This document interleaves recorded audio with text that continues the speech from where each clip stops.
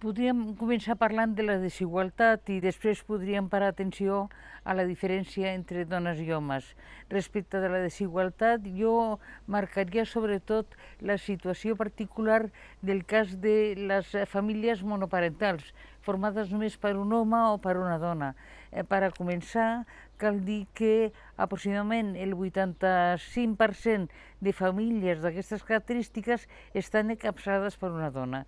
No se'ns escapa les particulars dificultats que té, tant des del punt de vista econòmic com d'atenció a les criatures o persones dependents, el cas d'aquestes famílies. L'altra se referiria a com ha afectat la crisi a un grup, les dones, que se concentren en el sector de serveis. I, per tant, la desigualtat es manifesta en què estan en activitats on és més probable, possible i també probable contreure el coronavirus que en altres sectors d'activitat. Jo diria que bàsicament aquests són dos aspectes fonamentals.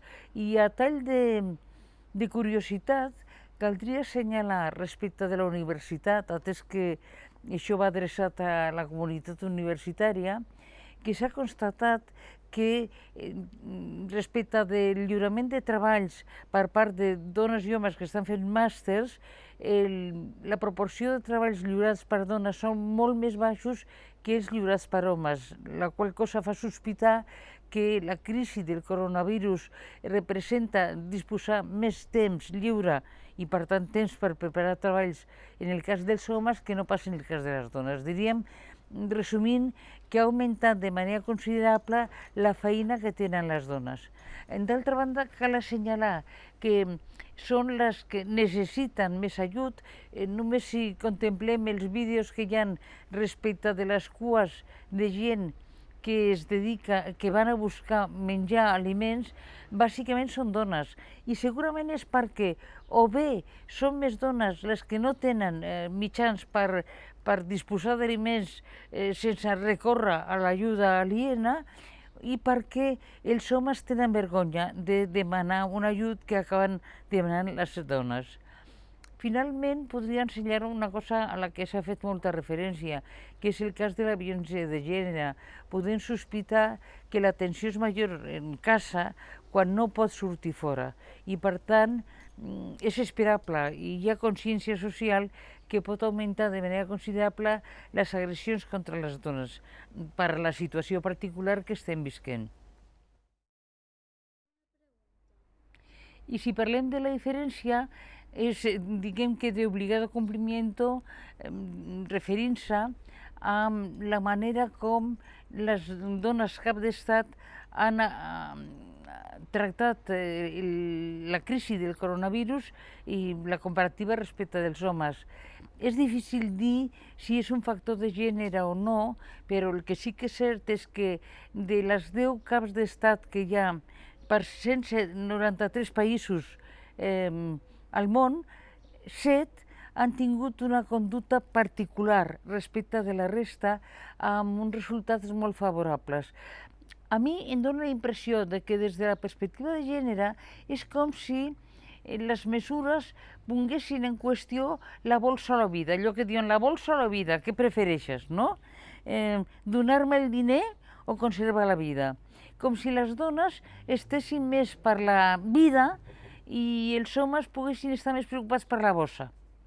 L'altra cosa és que, des de la perspectiva de gènere, els missatges amb els que les dones se senten més identificades són missatges que posen l'accent en la empatia i en la cura, i els homes en les actituds de caràcter bel·licista. S'ha de combatre, s'ha de lluitar, s'ha de vèncer, etc.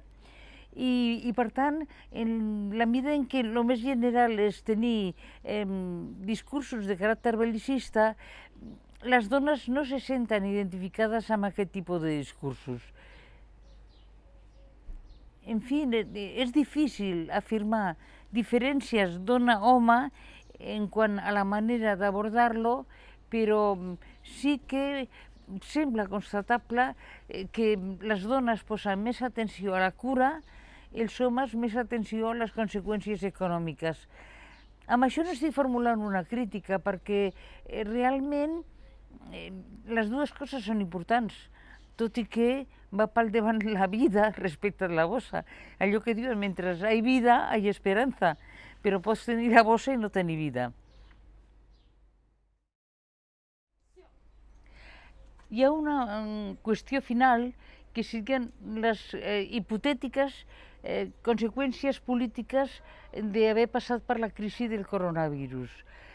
A mi em fa pensar, com sabem, les societats actuals dites democràtiques se centren en la suposició que el ciutadà és un ésser autònom, autosuficient, que conviu amb els altres perquè surt a compte la cooperació i que pacta unes regles de joc per no agredir-se i per cooperar els uns amb els altres.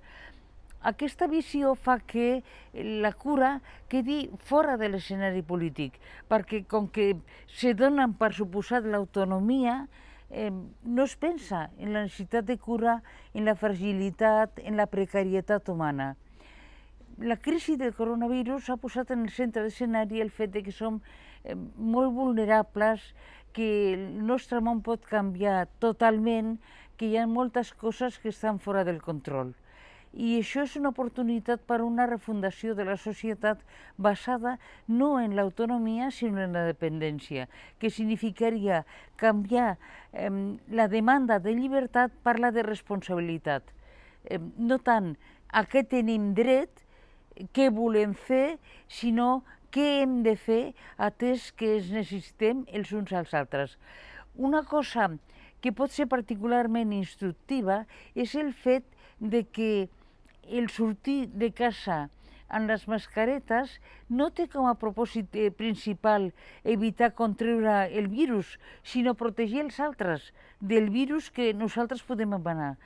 Això significa una ètica de la cura i em demano si la conservarem quan acabi la situació o si ens resistirem a recordar allò que hem après i s'ha posat en primer pla, que som mortals i que no controlem el moment en què morirem. Se'ns oblidarà ràpid o la conservarem?